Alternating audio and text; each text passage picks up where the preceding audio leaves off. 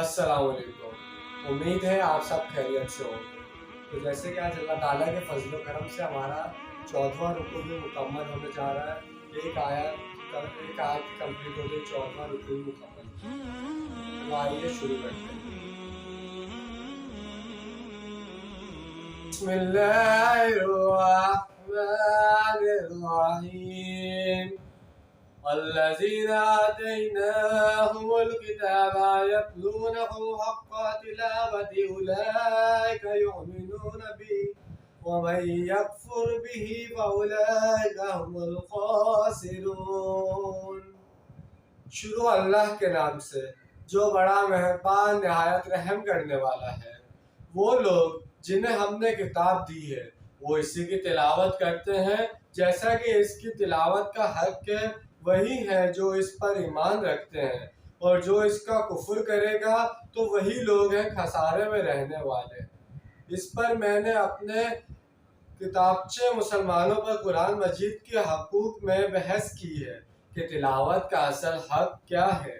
اس بات کو جان لیجئے کہ تلاوت کا لفظ جو قرآن نے اپنے لیے اختیار کیا ہے بڑا جامع لفظ ہے۔ تلی یتلو کا معنی پڑھنا بھی ہے اور کسی کے پیچھے پیچھے چلنا بھی ہے۔ سورہ شمس کی پہلی 2 آیات ملاحظہ کیجئے۔ ترجمہ: قسم ہے سورج کی اور اس کی دھوپ کی، اور قسم ہے چاند کی جب وہ اس کے پیچھے آتا ہے۔ جب آپ کوئی کتاب پڑھتے ہیں تو آپ اس کے متعین ٹیکسٹ کے پیچھے پیچھے چل رہے ہوتے ہیں۔ چنانچہ بعض لوگ جو زیادہ ماہر نہیں ہوتے کتاب پڑھتے ہوئے اپنی انگلی ساتھ ساتھ چلاتے ہیں تاکہ نگاہ ادھر سے ادھر نہ ہو جائے، ایک سطر سے دوسری سطر پر نہ پہنچ جائے۔ اللہ تعالیٰ کی طرف سے نازل کردہ کتاب کی تلاوت اصل حق یہ ہوگا کہ آپ اس کتاب کو فالو کریں، اسے اپنا امام بنائیں، اس کے پیچھے پیچھے چلیں، اس کا اتباع کریں، اس کی پیروی کریں جس کی ہم دعا کرتے ہیں، اور اسے میرے لیے امام اور روشنی اور ہدایت اور رحمت بنا دے۔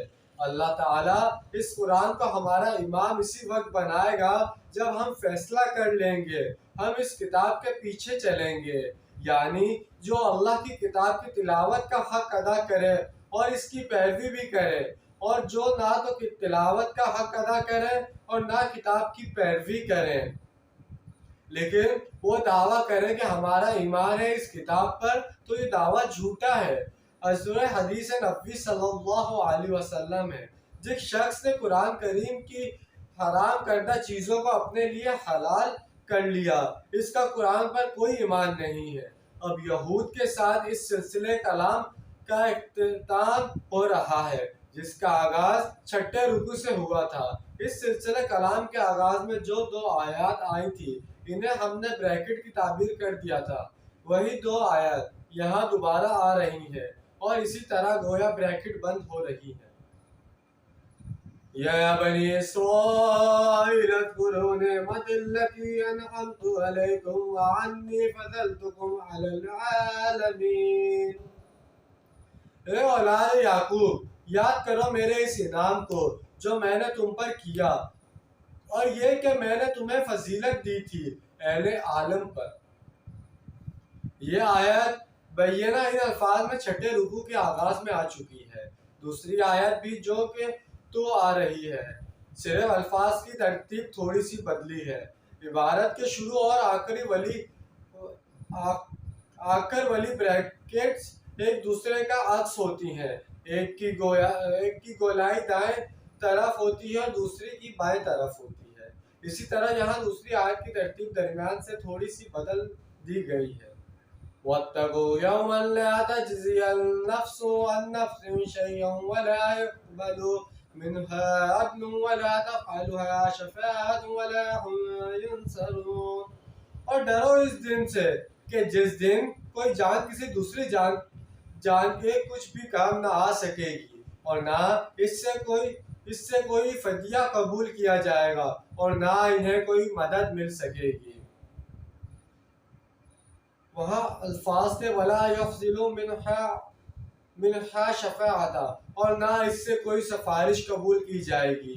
وَلَا تَنفَعُهَا شَفَاعَةٌ، اور نہ اسے کوئی سفارشی فائدہ دے سکے گی۔ یہاں عدل پہلے اور شفاعت بعد میں ہے، وہاں شفاعت پہلے اور عدل بعد میں، بس یہی ایک تبدیلی ہے۔ یہ ٹکڑا بھی جو کا توں وہی ہے جس پر چھٹے رکوع کی دوسری آیت ختم ہوئی تھی۔ تو جیسے کہ آج ہم نے 3 آیت کا ترجمہ اور تفصیل بیان کی گئی ہے۔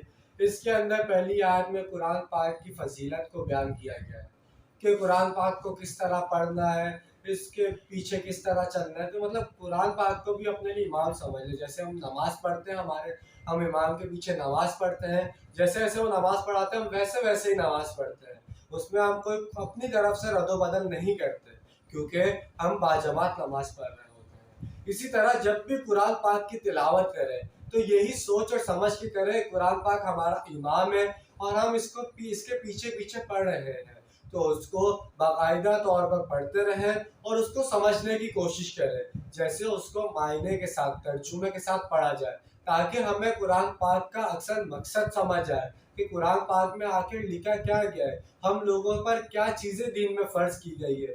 ہم لوگ خود کو مسلمان تو کہتے ہیں، قرآن پاک کی تلاوت بھی کرتے ہیں، لیکن قرآن پاک کو سمجھنا ضروری نہیں سمجھتے، ہم صرف اس کو عربی میں پڑھ لیتے ہیں، حالانکہ ہم کو عربی سمجھ نہیں آتی، یہ اس کو پڑھ لیتے ہیں اور کہتے ہیں ہم نے قرآن پاک پڑھ لیا، لیکن اصل جو مقصد ہے ہمارا اس کو سمجھنا اور اس پر عمل کرنا ہے۔ تو انشاءاللہ آپ سب لوگ ہمارے ساتھ جڑے رہیے، ہم لوگ روز قرآن پاک کی تلاوت کرتے ہیں اور اس کا معنی اور اس کی تفسیر بیان کرتے ہیں، تاکہ آپ سب کو اچھی طرح سے سمجھ آ جائے اور آپ سب اس پر ایمان بھی رکھیں۔